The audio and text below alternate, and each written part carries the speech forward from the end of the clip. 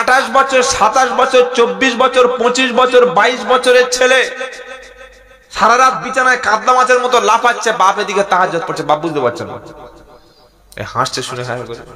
আরে ওর তো বিয়ের প্রয়োজন। ক্ষুধা লাগলে যেমন খাবার দিতে হয়, ঘুম লাগলে যেমন ঘুম দিতে হয়, শারীরিক চাহিদার জন্য যে ক্ষুধা সেটাও ইসলাম ব্যবস্থা করে দিয়েছে। ইসলাম এমন একটা ধর্ম যখন মানুষের যেটা প্রয়োজন সেটার ব্যবস্থা করে দিয়েছে। বিয়ে থেকে যদি গাফিলতি করেন সে দ্রুত জেনা ব্যভিচারের দিকে পা বাড়াবে। আর একটা ছেলে যখন কোন নারীর সঙ্গে সম্পর্ক জড়িয়ে যাবে ও আর জীবনে বিয়ে করবে না।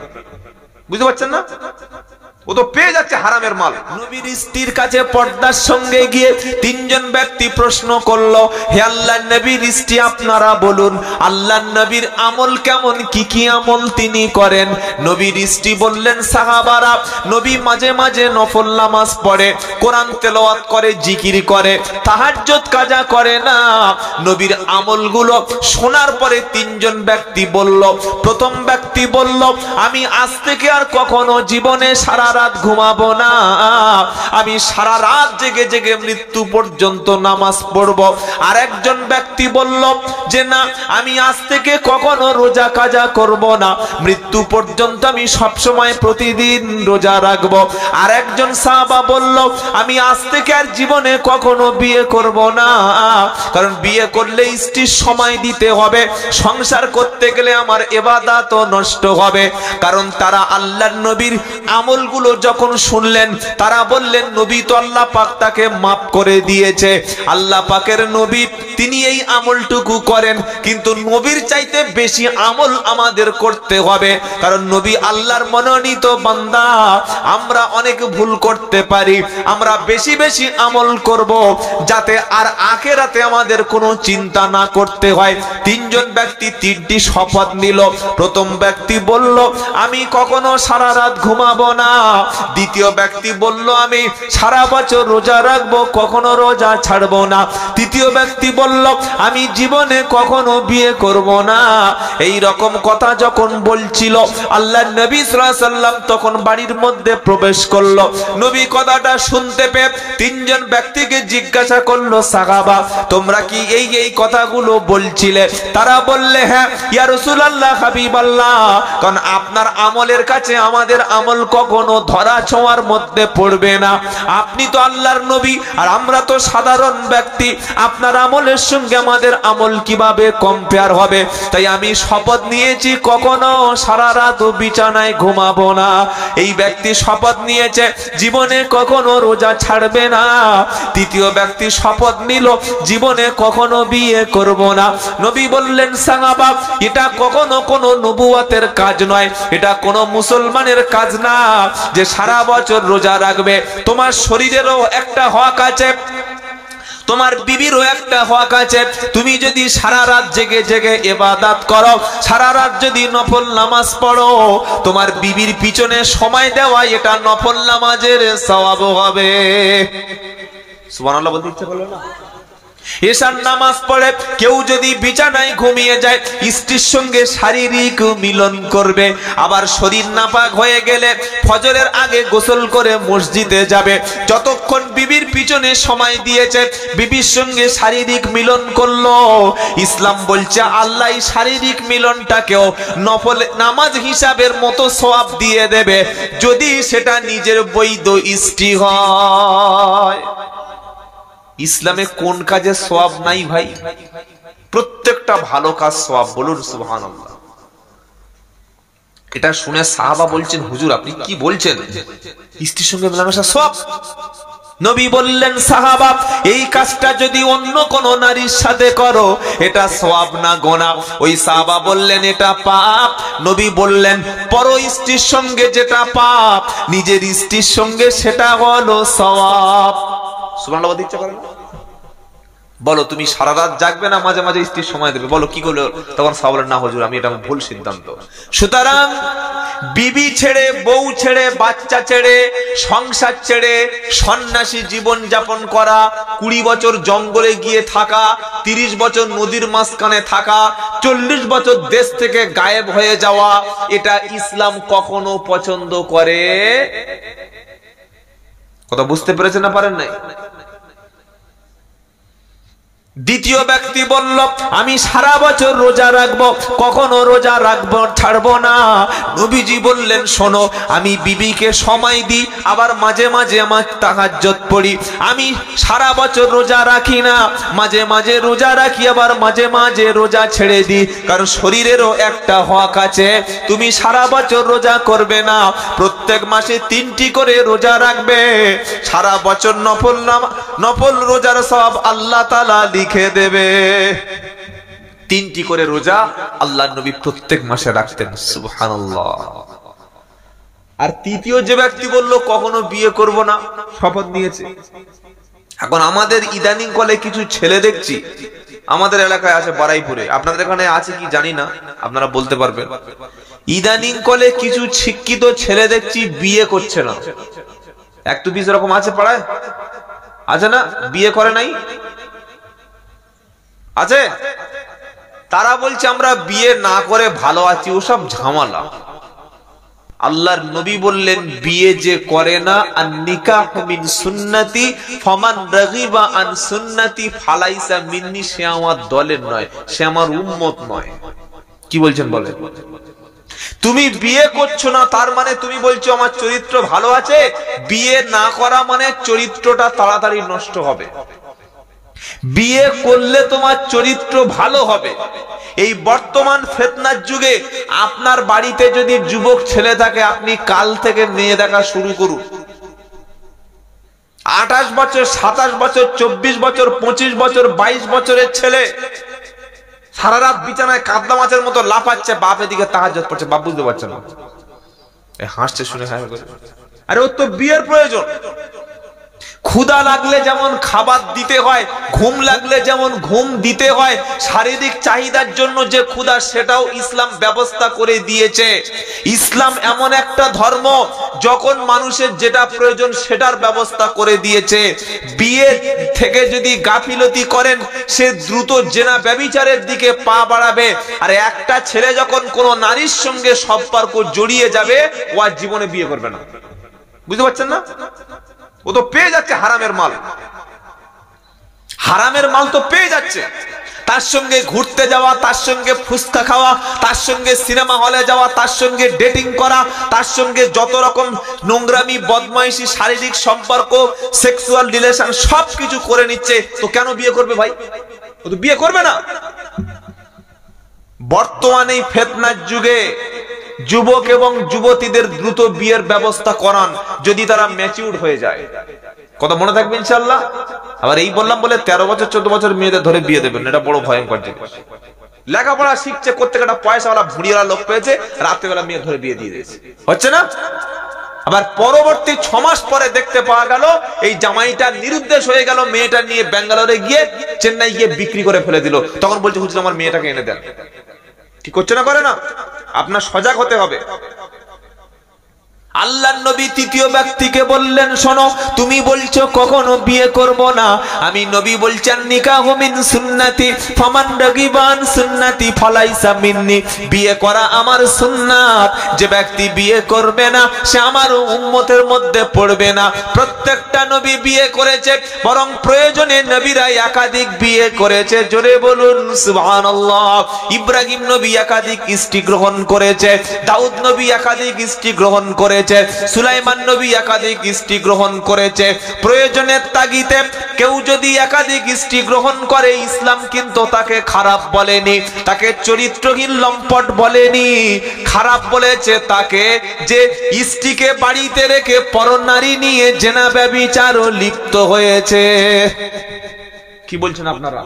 বাড়িতে বউ রেখে 1 জানুয়ারি পরের মেয়েদের নিয়ে ঘুরতে গেছে, বাড়িতে স্ত্রী রেখে 25শে ডিসেম্বর পরের স্ত্রী নিয়ে ভলভো বাসে করে দীঘায় যাচ্ছে, বকখালি যাচ্ছে, সুন্দরবনে যাচ্ছে, কোথায় গ্যাংটক যাচ্ছে, হংকং যাচ্ছে, যাচ্ছে না, যায় না? এর চরিত্র ভালো, আর যে বিয়ে করছে তার চরিত্র খারাপ। এই তিনটি সাহাবীকে নবী তিনটি কথা বললেন।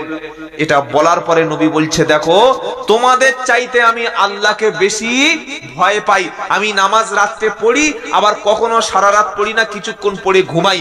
আমি বিবিদের সময় দিই, আবার মাঝে মাঝে নামাজ পড়ি। আমি কিছু সময় রোজা রাখি, আবার কিছু সময় রোজা ছাড়ি। আমি তোমাদের চাইতে বেশি ভয় পাই।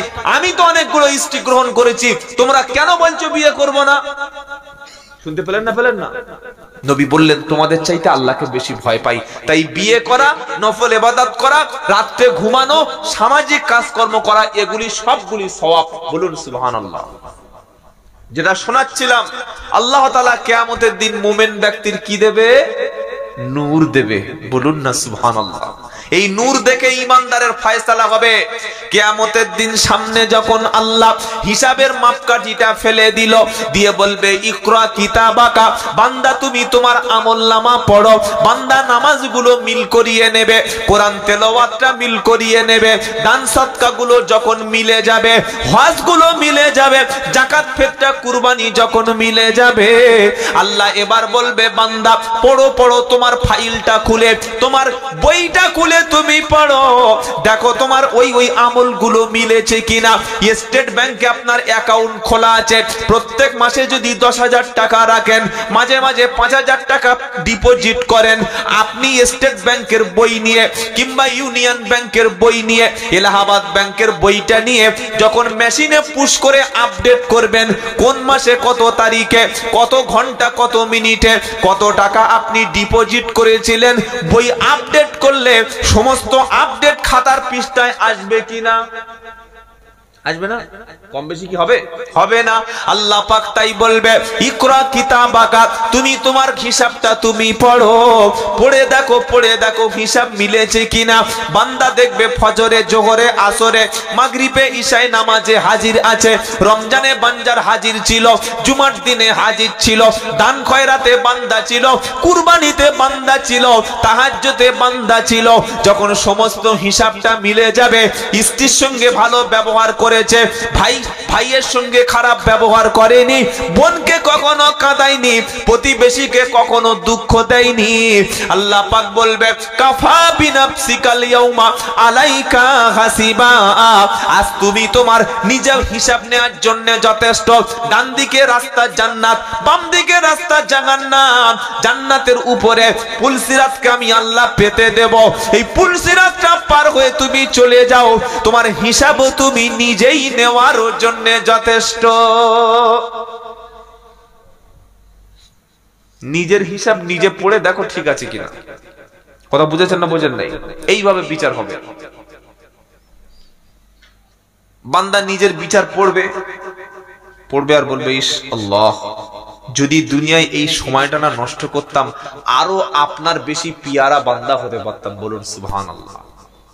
এবার ঈমানদার মুমিনেরা, যারা খাঁটি মুসলমান, তারা যখন তাদের কাজের হিসাবগুলো মিল করবে, আনন্দে তারা আত্মহারা হয়ে যাবে। বলুন সুবহানাল্লাহ। ফাআম্মান উতিয়া কিতাবাহু বিয়ামিনিহি ফায়াকুলু হা উমকুরাউ কিতাবিয়া ইন্নী যানানতু আন্নী মুলাকিন হিসাবিয়া ফাহুয়া ফি ঈশাতির রাদিয়া ফি জান্নাতিন আলিয়া কুতুফুহা দানিয়া কুলু আশরাবু হানিআম বিমা আসলাফতুম ফিল আইয়ামিল খালিয়া।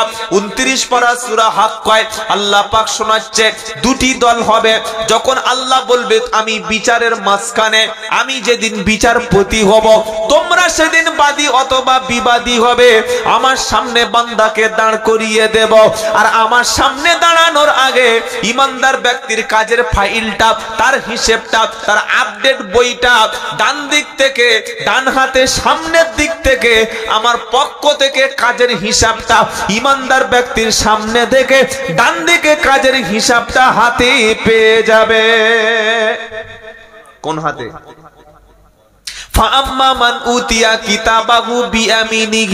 যখন আমি আল্লাহ তার ডান হাতে আমলনামাকে ছেড়ে দেব, ফায়াকুলু হা উমুকরাউ কিতাবিয়া, বলবো বান্দা তুমি তোমার হিসাবটা পড়ো, তোমার আমলটা তুমি পড়ো, তোমার রেজাল্টটা তুমি দেখো। ফায়াকুলু হা উমুকরাউ কিতাবিয়া, ইমানদার মুমিন ব্যক্তি যখন কাজের হিসাবটা পাবে, ডান হাতে আমলনামা পাবে, সে বলবে ফায়াকুলু হা উমুকরাউ কিতাবিয়া ইন্নী জনান্তু আন্নী মুলাকিন হিসাবিয়া। ইমানদার ব্যক্তি সেদিন বলবে আমি অবশ্যই হিসাবের মুখোমুখি হব, এটা আমি জানতাম, আমি নামাজ পড়েছিলাম, এগুলো কিয়ামতে পাবো, গরিবদেরকে খাদ্য খেতে দিয়েছিলাম, শীতকালে মানুষকে পোশাক পরতে দিয়েছিলাম, মানুষের কষ্টে মানুষের পাশে দাঁড়িয়েছিলাম, আমি জিকির করেছি, সুবহানাল্লাহ তাসবিহ পড়েছি, এই কাজগুলি করেছিলাম, আমি নিশ্চয়ই জানতাম হিসাবের মুখোমুখি হব। জোরে বলো সুবহানাল্লাহ। ফাহুয়া ফি শাতির রাদিয়া, সে খুব আনন্দে থাকবে, খুশিতে থাকবে, তার মনে কোনো দুঃখ হবে না। সে অবস্থান করবে কোথায়? ফি জান্নাতিন আলিয়া, জান্নাতের সুউচ্চ সর্বোচ্চ মাকামে ইমানদার ব্যক্তি সেদিন অবস্থান করবে।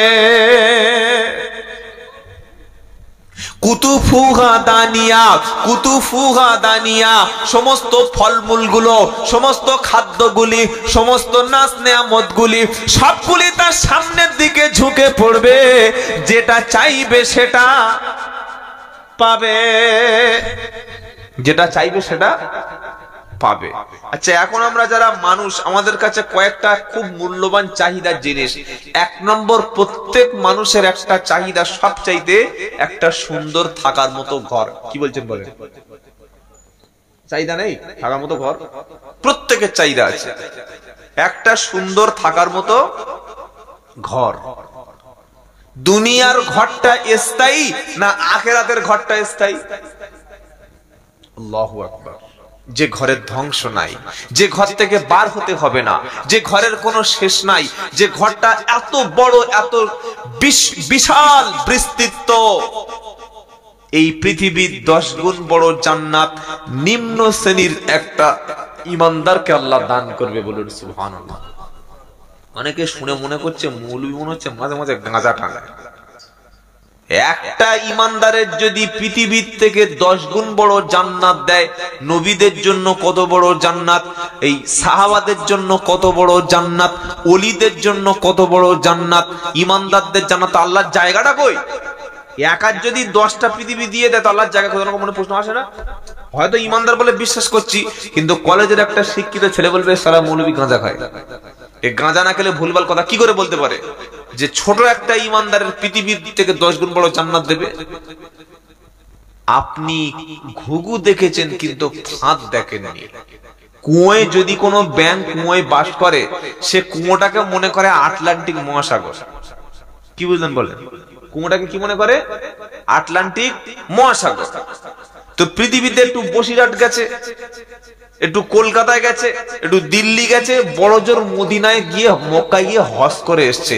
তা আবার হজ করে এসে কিছু কিছু হাজী সাহেব এত গল্প দেয়, মিনায় গেছি, মুজদালিফায় গেছি, শয়তানে পাথর মেরেছি, জমজমের পানি খেয়েছি, ছুটেছি, হাঁপিয়েছি, এমন গল্প দেয়া দিচ্ছে, লোকের টিকতে দিচ্ছে না। আছে না নাই?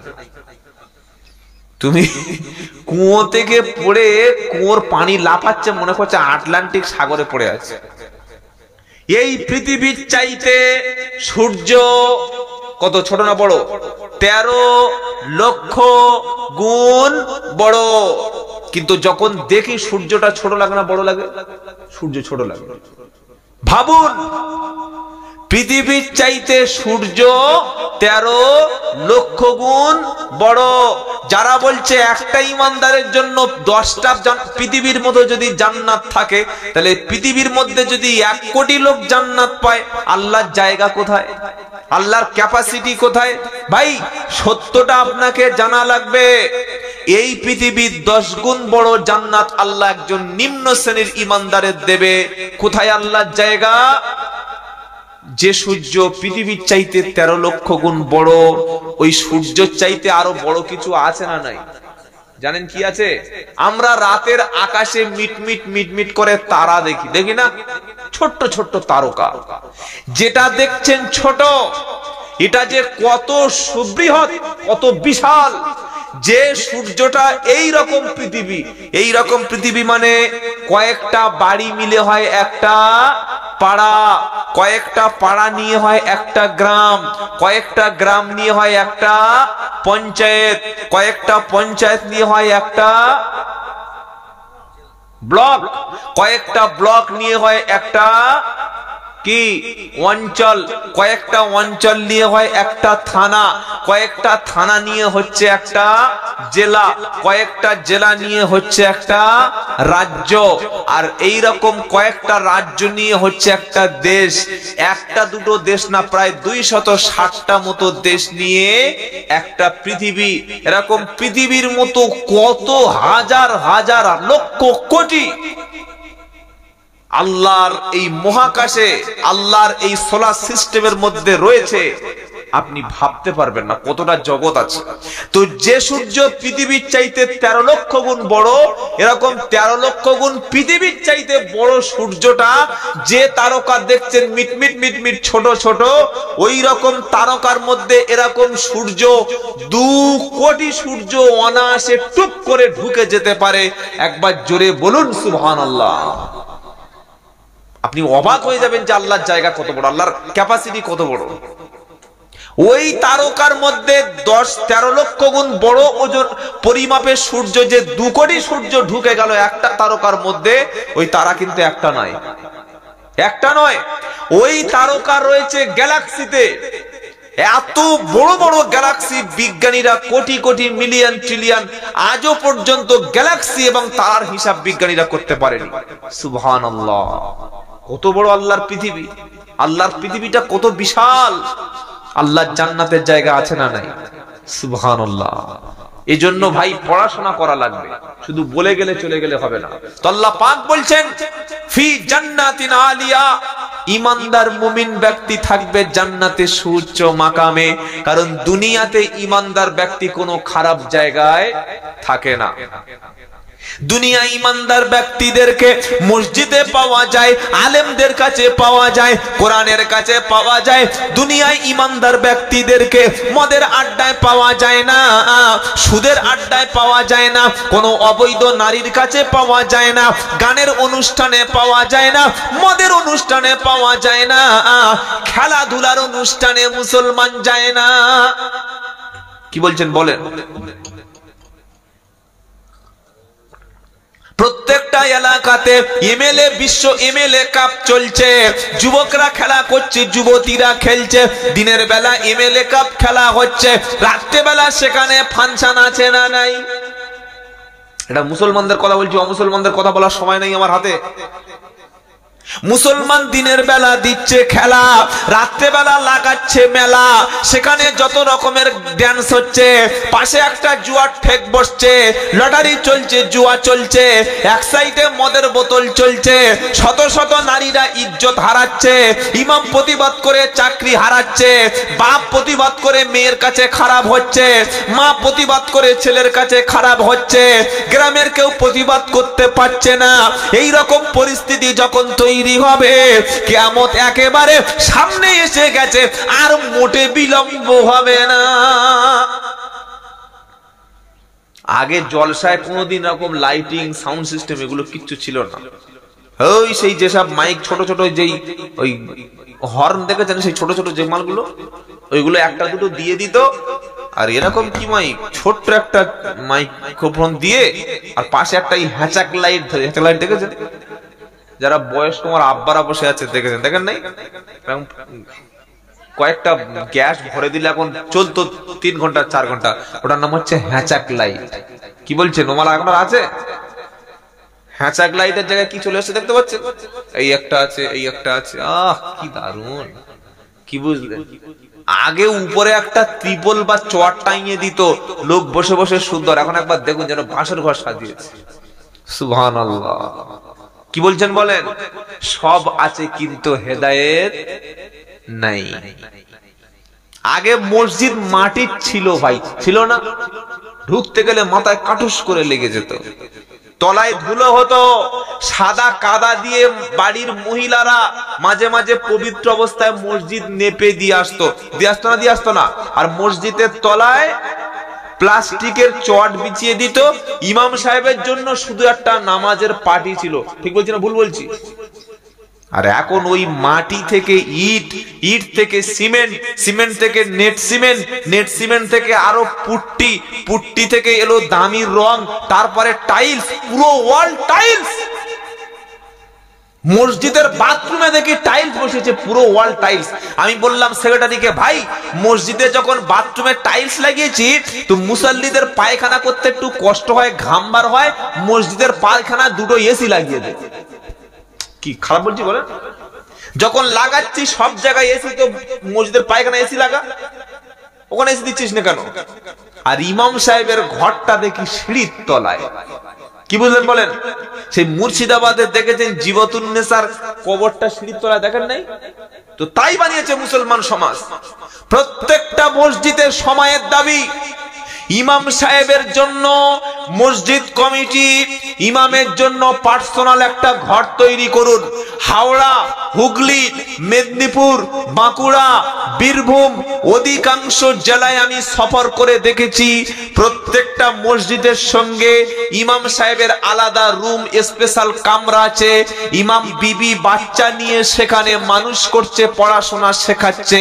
এরকম একটা ঘর যদি আমরা প্রত্যেকটা ইমামকে একটা বা দুটো রুম মসজিদ সংলগ্ন জায়গায় করে দিতে পারতাম, ইমাম সাহেবের ছুটিরও প্রয়োজন হতো না, ইমাম সাহেব ফ্যামিলি নিয়ে থাকতে পারত, আর মেয়েদের সঙ্গে ইমাম সাহেবের কোনোদিন ঝামেলা হতো না।